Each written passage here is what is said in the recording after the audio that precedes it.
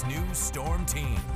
Welcome back to KX News at 6, and we're looking live around the states this afternoon. 70s and 80s. Is this August? Nope, it is still early April, but a very nice day across the board. We do still have those winds in our central areas out of the south, about 20 miles per hour sustained, out of the northwest towards the western to about 15 miles per hour. These winds should calm down for tomorrow, but they'll be back, especially towards the southwest as we get into our Sunday.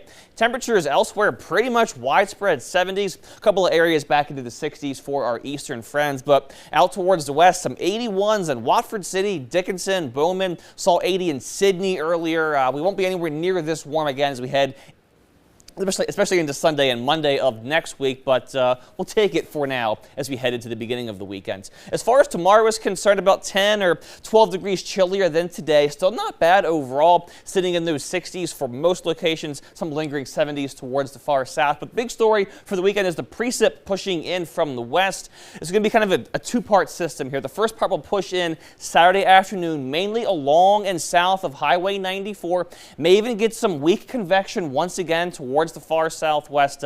Can't completely rule out the odds of seeing a storm, maybe a severe storm, unlikely at this point, but of course still possible as we go further along through Saturday evening, maybe even as far east as the Bismarck area. Again, unlikely with those odds, about 5 to 10% at best, but for the most part, the precip will be down towards the south for the first part of this system on Saturday. As we get into Sunday and Monday, though, the second round will push in from the northwest, this time mostly towards the northwestern tier of the state. May even see some very light snow from Williston towards the Crosby area, maybe into portions of northeastern Montana.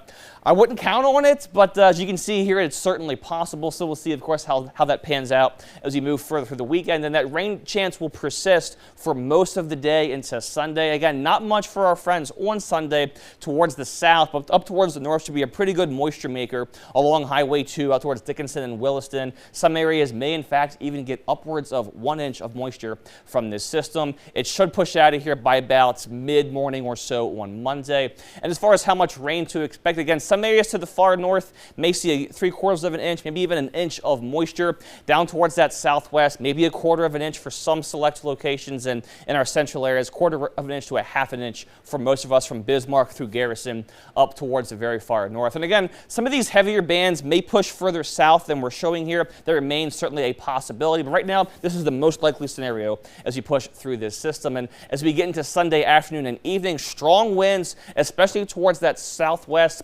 May even see some gusts in excess of 50 to 55 miles per hour. So hold on to your straw hats out towards the southwest for the back half of the weekend.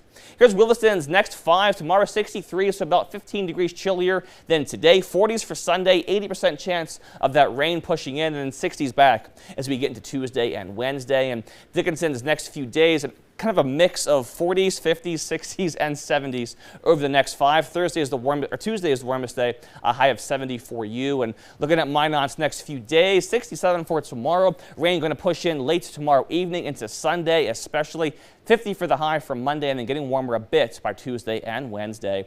And then Bismarck's next few days, 60s and 50s for the most part. May even sneak in a 70 tomorrow, but overall trending drier after we get through Monday of next week. Kiara? We need some rain, though, and it's kind of expected to go through these highs and lows in April here in North Dakota, but we'll get a break in the clouds soon. Yes, yeah, I mean, today was near 80, some rain pushing in. Kind of good news all around as far as that is concerned. Definitely. Thank you, Kenny. And coming up next in sports, we